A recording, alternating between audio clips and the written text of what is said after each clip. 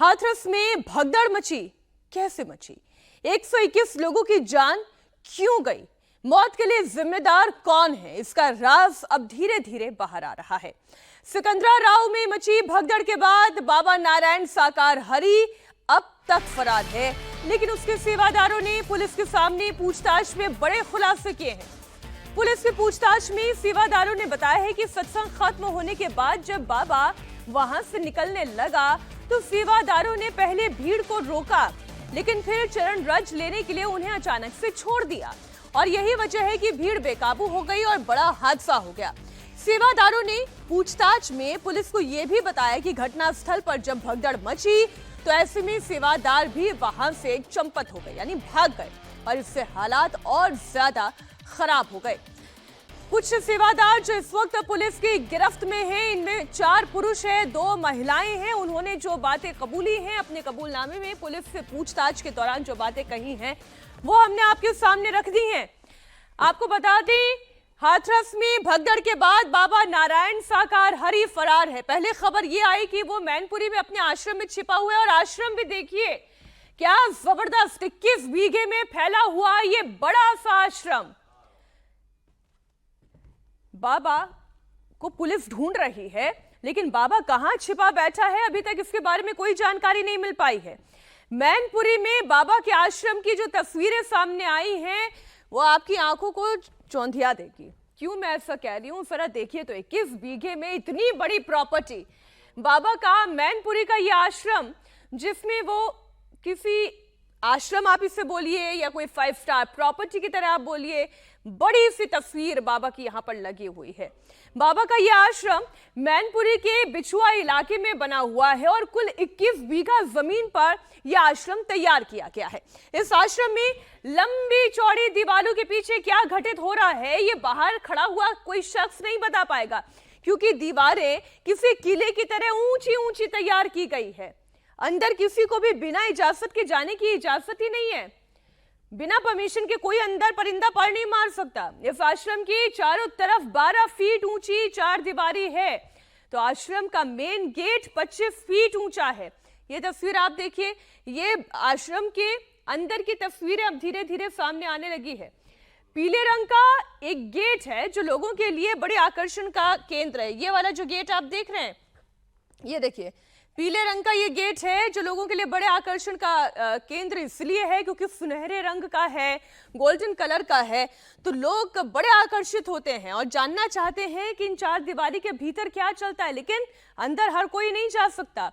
ये देखिए कितना बड़ा आश्रम तैयार किया गया है, ऊंची ऊंची दीवारें, उन दीवारों के अंदर बड़ी सी प्रॉपर्टी, कुछ शामियाने लगे हुए हैं, कुछ इस तरीके के कैनोपीज बनाई गई है, नेचुरल लुक देने की कोशिश की गई है। अब इतने बड़े आश्रम के अंदर क्या चलता है क्या नहीं चलता है किसे पता। आइए कुछ जानकारी आपके सामने रख दें इस आश्रम के बारे में। मैनपुरी का बिछुआ इलाका जहां पर बाबा का भव्य आश्रम, इसकी तस्वीर हमने आपको दिखाई। आश्रम में 5 स्टार होटल जैसी सारी सुविधाएं हैं। आश्रम के अंदर किसी को भी जाने की इजाजत नहीं है। कुल 21 बीघा जमीन पर यह आश्रम बनकर तैयार है और आश्रम की जो बाहर की दीवारें हैं, बाउंड्री वॉल जिसे आप कहते हैं, 12 फीट ऊंची है और मुख्य दीवार 25 फीट ऊंची है। आश्रम में बाबा के लिए अलग से एक भवन तैयार किया गया है। अभी उसकी भी तस्वीरें धीरे धीरे करके सामने आएंगी। हाथरस हादसे के बाद बाबा फरार है, लेकिन नारायण साकार हरि के बारे में नए नए खुलासे हो रहे हैं। बाबा का कहना था कि वो अपने समर्थकों से कोई पैसे नहीं लेता, लेकिन बाबा के दावों की असलियत तो धीरे धीरे सामने आ रही है। इतने बड़ा आश्रम, 21 बीघा में बना हुआ आश्रम क्या यूं ही बन गया, जादू से तैयार हो गया? अगर कोई चढ़ावा नहीं लिया, कोई चंदा नहीं लिया, तो बाबा का इतना बड़ा आशियाना कैसे खड़ा हो गया? बाबा अपने आश्रम में पहुंचे हुए लोगों से अपनी फोटो और लॉकेट के नाम पर लोगों से जमकर पैसे वसूलता था। हादसे में जान गंवाने वाली अलीगढ़ की प्रेमावती के परिवार ने इंडिया टीवी को बताया कि बाबा किस तरह प्रवचन के नाम पर अपनी दुकान चलाता था। हम इस समय अलीगढ़ में प्रेमवती जी के घर पे मौजूद हैं। राहुल गांधी यहाँ आए, परिवार से मुलाकात की और यहाँ से गए। परिवार परेशान है, परिवार दुखी है और परिवार चाहता है कि इस मामले में कड़ा एक्शन हो, लेकिन जांच में सामने आ रहा है, जैसा कि बाबा कहता था कि वो पैसा नहीं लेता है, चंदा नहीं लेता है, लेकिन बाबा ने दुकान चला रखी थी। भक्तों को दुकान पे सौदे बेचे जाते थे। ये देखिए ये फोटो है जो अंधविश्वास में लोग इसको अपने भगवान के स्थान पर जगह देते हैं। कितनी कीमत है भैया इसकी? 100 रुपए की कीमत, 100 रुपए की कीमत। इस कागज की कीमत 100 रुपए। इसके अलावा अगर अलग अलग आप चीज देखेंगे तो ये देखिए, नारायण साकार हरि इस तरीके से अपनी पत्नी के साथ और लोगों में भावना पैदा करते थे और भगवान के स्थान इनको दे दिया गया था, लोगों ने इनको दे दिया था। भैया इसकी कीमत कितनी है? 70 रुपए। ये 70 रुपए।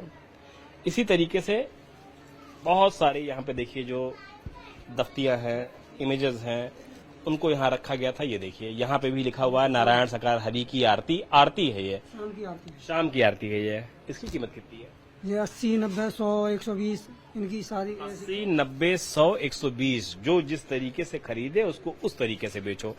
बाबा के पास सिर्फ यही चीजें नहीं बिकती थी, बाबा के पास लॉकेट भी बिकते थे। ये देखिए चमत्कारी लॉकेट है जो कि बच्चों को गले में लोग बांधते थे कि बाबा से मिलके चमत्कार होगा, फायदा होगा। और इस तरीके के लॉकेट, भैया इसकी कीमत कितनी है? 10 रुपए। कितने लॉकेट आपने खरीदे थे? ये बहुत सारे खरीद लिए, कम से कम खरीद लिए होंगे अब तक 100 से ज्यादा। 100 से ज्यादा लॉकेट खरीद डाले हैं। क्योंकि बच्चों के गले में रहते थे और माता जी हमारी बोलती थी इससे भूत प्रेत कहीं भी घूमो कोई डर नहीं लगेगा। इस चक्कर में बच्चों के गले में बच्चे डाल देते और खेलते कूदने में तोड़ देते थे, फिर दोबारा आ जाता है। तो अब आपने इन लॉकेटों को हटा दिया है, अब इन लॉकेटों की जगह कहाँ है? ये गटर के पास डाल दिया हमने, कूड़ेदान में डाल दिया। कूड़ेदान में डाल दिया। कोई फायदा नहीं हुआ। कोई फायदा नहीं। फायदा क्या होगा? हमारी हम सबसे बड़ी जायदाद हमारी जो हमारी माता थी वही चली गई। अब फायदा क्या होगा इससे? आप सत्संग में जाते थे, कभी आपने ये सुना बाबा के मुंह से या किसी अनुयायी के मुंह से या किसी और के मुंह से कि मेरे चरण रज को लेके जाओगे तो बीमारियां दूर होंगी, परेशानियां खत्म हो जाएंगी? तो कभी नहीं है। 1-2 बार शुरू में गए थे तो अब ऐसी बात नहीं सुनी थी। अब फिलहाल में ऐसी बातें सुनने को मिल रही थी कि उनके चरण रज को लीजिए, उनके पैरों की मिट्टी को सिर पे लगाइए, जो बीमार हैं घर में तुम्हारे में उनके लगाइए तो वो ठीक हो जाएंगे। मगर ऐसा अभी तक हुआ नहीं, कोई ठीक नहीं हुआ। अलीगढ़ में छोटेलाल का परिवार इस वक्त गम में डूबा हुआ है। छोटेलाल बाबा नारायण साकार हरि के सत्संग में अपने बेटे और पत्नी के साथ गए थे, लेकिन हादसे में उनकी पत्नी और बेटे की मौत हो गई। छोटेलाल इस हादसे के लिए प्रशासन की कमी को जिम्मेदार बता रहे हैं। हमारे साथ मृतक मंजू देवी के पति जो हैं छोटेलाल, वो मौजूद हैं जो अपने बेटे और पत्नी के साथ गए थे। ये बताइए, पूरी बात बताइए, किस दिन आप लोगों का प्लान बना? कौन कौन आपके परिवार में से हाथरस गया था? मैं, मेरी वाइफ, मेरा बेटा, मैं बाइक पे गए थे। यहाँ पे हम 10 बजे हम पहुँच गए। मंगलवार वाले दिन, जिस दिन प्रोग्राम था उस दिन 10 बजे हम पहुँच गए। 10 बजे बैठ के हमने एक साथ तीनों ने खाना खाया है। तो जब सत्संग समापन हुआ के बाद में 2 के और 1:30 के बीच में हुआ तो उनकी गाड़ी जब लेकर के चली गया था, जैसे ही जनता एकदम निकली ना ऊपर रोड पे तो वो एकदम रेला, इतना कर्रा रेला आया भैया का बामे। थोड़ा मैं भी 60 जब रोड के सामने हूँ तो मैं भी थोड़ा बचा हूँ, तो मैं चल के सिकंदर माई की तरफ कुछ साइड में लेकर के आने लगा हूँ, तो मेरे भी थोड़ी वो भैया मैं भी थोड़ा बचाऊँ। मैं एक गाड़ी सी बात है, थोड़ा रुक गया। अगर गाड़ी ना होती तो हम भी आगे गिरते जाके वहाँ। वो गाड़ी बढ़ गई है आगे जाके, जब वहाँ लोग गिरे तो मुझे पता नहीं कि इतना बड़ा हादसा है। मैं तो अपनी बाइक स्टैंड पे बाइक लगाने के लिए मैं चला हूँ, सिकंदर की साइड पर बाइक खड़ी मेरी। जब बाइक निकाल लिए मैंने, बाइक निकाल के भैया जब मैं रोड पे आया हूँ तो वो मेरे बच्चे ना दिखे, तो मैं उनके लिए बच्चन के ढूंढने के लिए फिर मैं बाइक खड़ी करके सड़क पर फिर मैं ढूंढने लेकर गया हूँ भैया। तो 2 घंटा तक मैं देखता रहा हूँ। तो पांडाल के पास जब मैं पहुँचा हूँ तो पांडाल के पास जो सांड होता है, मैं सांड के पास जब मैं पहुँचा हूँ तो मेरा बेटा वहाँ पर नहीं सांड के पास मिला। तो मरबा में कुछ नहीं था। वहाँ के जो कुछ सेवादार नौकरे के भैया इसको हम लेके गए, मगर हम बचा नहीं पाए। मैंने भैया की मम्मी और हो गई तो बोले कि भैया जहाँ तो है नहीं। मैं जब थे मेरे जी घबरा लगा, मैंने की होती तो मेरे बेटा के पास बैठ के रो रही होती भैया। फिर हॉस्पिटल पे एक पुलिस वाले भैया आए, बुन्ने में बाइक पे बैठा रहा, बोले मेरे साथ चलो हॉस्पिटल चलते हैं, वहाँ देखेंगे बच्चे को दिखाएंगे। हॉस्पिटल में मेरा बेटा लेके आए तो मैंने देखी तो भैया ब्रंच पे पड़ी उनमें बच्चे ना, वो तो दोनों डेट मिल गए। आप बाइक पे बाहर वेट कर रहे थे, तो जब गाड़ी निकली जैसा कि आप बता रहे हो बाबा की, तो लोग क्यों भाग रहे थे? ये कहा जाता है कि धूल लेने के लिए या गाड़ी की धूल या उनके चरणों की धूल के लिए। चरणों की धूल, जब गाड़ी में जा रहे हैं चरणों की धूल कैसे मिल जाएगी? मगर सोच हती लोगों की, ऐसी सोच हती जैसे वो गाड़ी लेकर जाते हैं तो वहाँ जो पहियन की बाप है वो नौकर के झुक के वो करते हैं। वो कुछ लोग देखे मैंने करते हैं वहाँ।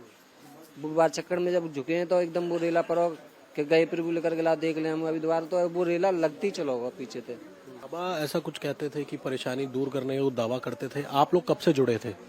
और वो अपने आप परेशानी दूर कर सकते तो मेरे बेटा को, मेरी वाइफ को भी जिंदगी कर सकते। बताओ, कर सकते ना। जब मैं गए हो तो वहाँ जाते हुए तो मेरे बेटा को, वाइफ को कर सकते। मैं तो उन्हें भगवान मानता नहीं कि वो भगवान है। भगवान भैया इनने सारी दुनिया रचाई है, उनने सारी दुनिया रचाई, उनके कहने पर सब काम होते हैं, तो वो कैसे परमात्मा हो सकते। हाथरस हादसे में अपनों को खो चुके लोग भगदड़ के लिए बाबा और प्रशासन की गलती को जिम्मेदार ठहरा रहे हैं। मृतक के परिजनों का कहना है कि जब भीड़ इतनी ज्यादा थी तो उसके अनुसार व्यवस्था क्यों नहीं की गई।